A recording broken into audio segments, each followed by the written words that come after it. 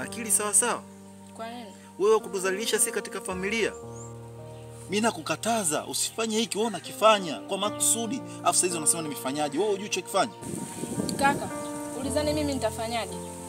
Na ile ni damu yangu. Mimi mwenyewe roho inaniuma. Ningemsaidiaje? Huko ni kudhalilisha familia. Hukutakiwa kabisa na ukupaswa kufanya hiko. Dada, wewe ni kama unatia aibu katika hii familia. Asa unafikiri kaka mimi ningefanyaje? Sio ungefanyaje? Wewe sasa hivi ni mtu mzima. Sawa, kuna vitu unaweza kufikiri kwa uelewa wako, vitu vingine vinahitaji msaada. Una njia yoyote? Hakuna mbinu yoyote? Dada ulinifuata lakini kaka tufanye 1 2 3 ili madi tunusuru kweli, lakini mimi nilikataa. Basi sawa, ushauri wangu mimi wa kipuuzi na wa kijinga. Ungeenda kwa dada pale ambaye anashauri kila siku, ungekaa naye chini, ungemwambia dada kuna 1 2 3, ungesikiza basi hata na ushauri wake. Kwa nini ujinga ule ufanye? Uliposema huyo dada huyo, kabla sijatoka hapa, yani ile nanyanyua mguu wangu tu, sijamaliza hata miguu mitatu, nakutana na huyo dada unaoniambia. Huyo dada sasa alichoniambia. Unajua kaniambia nini kaka? Unajua kaniambia nini?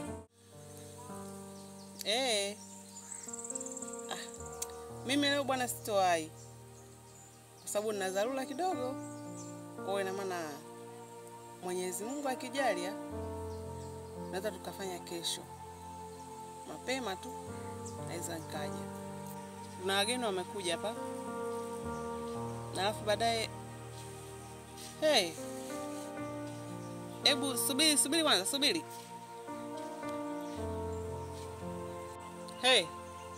Mwatembea huku melala? Wewe Nila. Nini? Vipi? Mbona unatembea huku na mawazo? Wewe acha tu dada. Unajua dadangu anaumwa. Ndio najua. Anaumwa nini? Ni historia ndefu kwa kweli. Kifupi yani siwezi hata ni kuanzia wapi kukuelezea. Kinachoniumiza sio ugonjwa wake, ni tiba yake tu ambayo inanichanganya mimi. Hebu acha kunichanganya. Maana dadangu anaumwa. Maana tiba yake. Nielewe kipi? Tiba yake tu ambayo inanichanganya mimi. Haya, tiba ipi? Ili dadangu apone, tiba yake inabidi nishiriki tendo na kakaangu. Sasa hapo cha ajabu nini? Ushatembea na wanaume wangapi? Wengi tu nikaa. Tena wengine wanakufiligisa tu. Hata shilingi 10 hawakupi. Unarudi umechakaa, umechoka. Hilo unaliona kubwa? Lakini hilo ni gumu dada. Yaani siwezi tena anza wapi kwa sababu bado angekuwepo kaka tu hivyo kujuana, lakini yule baba mmoja ama mmoja nawezaje kutembea naye? Sasa sikiliza. Kuna mambo mawili ya kuchagua. Ushiriki tendo na kaka yako au kumuua dada yako wewe mwenyewe kwa ridhaa yako.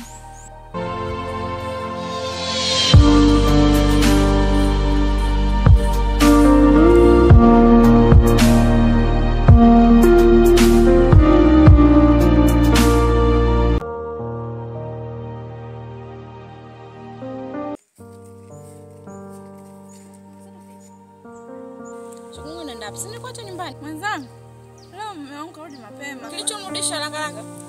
Hata sijui kitu gani. Kwa hiyo kunaenda wapi? Anafuata vitu zangu hapo kidogo. Haya nenda ila ndio white na kumpikia mzuzu. Hajakula ama naondoka. Sasa sija mwenzako nilivyokamatika. Sitochelewa kurudi. Na mume alivyokuwa na wivu. Wewe nenda kwa kufuata. Yaani wewe acha tu. Nenda tukachukue mboga. Sawa. Haya poa. Yaani wewe.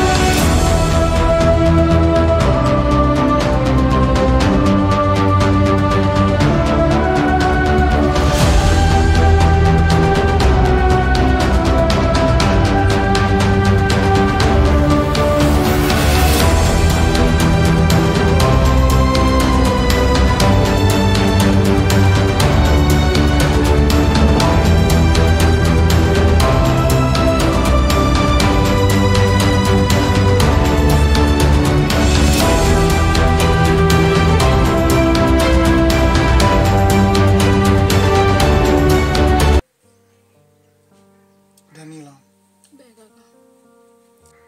kwa nini uliamua kufanya hivi?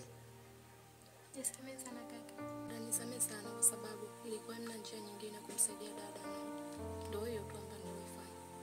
Japokuwa tulikuficha mwanzo. Ila na mpaka sasa hivi shaba.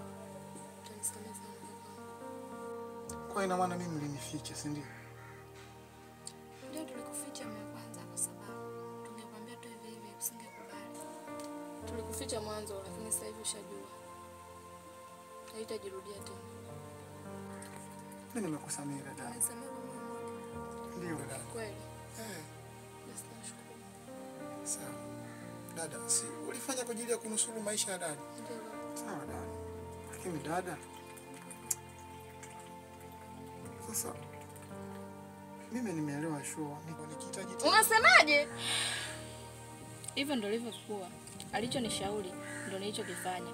Unafikiri ningefanyaje? Na wakati tunamheshimu na kumwamini yule mama. Hivyo ndio ilivyokuwa kaka.